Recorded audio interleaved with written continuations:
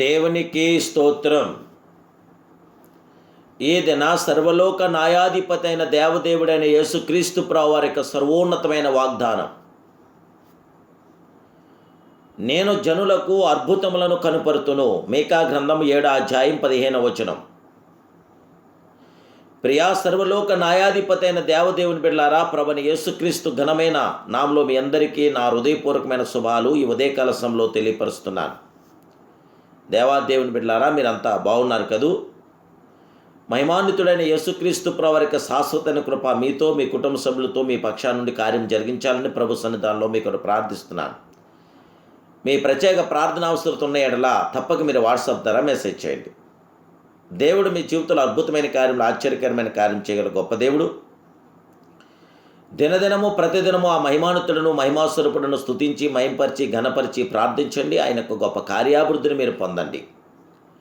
నేను జనులకు అద్భుతములను కనుపరుతునని మహిమానుతుడు తెలియపరుస్తున్నాడు. అద్భుతములు జరిగించగల గొప్ప దేవుడు ప్రభు మనతో కూడా ఉన్నాడు గనుక ప్రతిదినము మనకు అద్భుతములు జరుగుచున్నవి. అవును, మన దేవుడు అద్భుత దేవుడు, ఆశ్చర్య కార్యములు జరిగించు మహాదేవుడైన ఆయన పరిశోధింపజాలిన మహాకార్యములను, లెక్కలేనన్ని అద్భుత క్రియలు చేయగల దేవుడు. మీకా ప్రవక్త ద్వారా దేవుడు తన ప్రజలతో మాట్లాడినప్పుడు, ఐగుప్తు దేశంలో నుండి నీవు వచ్చినప్పుడు జరిగినట్టుగా నేను జనులకు అద్భుతములను కనుపరుతునని సెలవిచ్చిన సర్వాధికారి అయిన దేవుడు. ప్రియ దేవదేవుని బిడ్డలారా, మీ జీవితంలో కూడా ప్రభు అద్భుత కార్యములను, ఆశ్చర్యకరమైన కార్యములను, మహోన్నతమైన సుందరమైన కార్యములు జరిగించగల గొప్ప దేవుడు. అద్భుత కార్యములు చేయబోచున్నాడు. మీ వ్యక్తిగత జీవితంలోనూ, కుటుంబ జీవితంలోనూ అద్భుతములు చూడబోచున్నారు.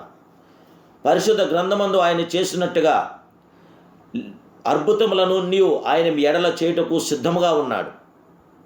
తన ప్రజలైన ఇశ్రాయేలును 40 సంవత్సరముల అరణ్య మార్గంలో నడిపించిన మహిమాన్వితుడు ప్రతిదినము వారి జీవితంలో అద్భుతములు జరిగించాడు. ఉదయకాలమున పరలోకం నుండి మన్నా కురిపించాడు. వారు మాసం కొరకు సనుక్కొనగా పూరేళ్లను ఆయనే పంపాడు. అరణ్యంలో పూరేళ్లు కనబడవు కానీ ఆయన పంపినందున విస్తారమైన పూరేళ్లు వచ్చి పాలెం చుట్టుపడాను.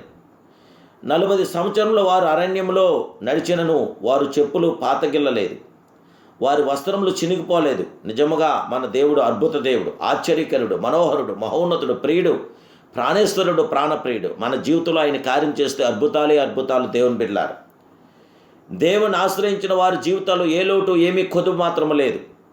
మన వ్యక్తిగత జీవితంలో ఆయన అద్భుతములు చేయటే గాక మన పక్షంన వ్యాజ్యమాడి మన శత్రువులను అణగదొక్కువాడై ఉన్నాడు.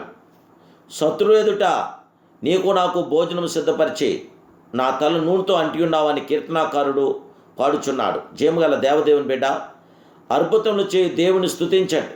అద్భుతములు చేయు సర్వాధికారి అయిన దేవదేవుని ఆరాధించండి. అద్భుతములు చేయు ఆశ్చర్యకరుని ప్రార్థించండి. తప్పక మీ జీవితంలో అద్భుతమైన కార్యాలు జరిగించగల గొప్ప దేవుడు ఆయన. ప్రతిదినము అద్భుతమైన దినముగా నుండకు దేవుని చేతికి అప్పగించుకోనండి. ప్రతిదినము మీ జీవితంలో ఆశ్చర్యకరమైన అద్భుతమైన కార్యం చేయగల గొప్ప దేవుడే.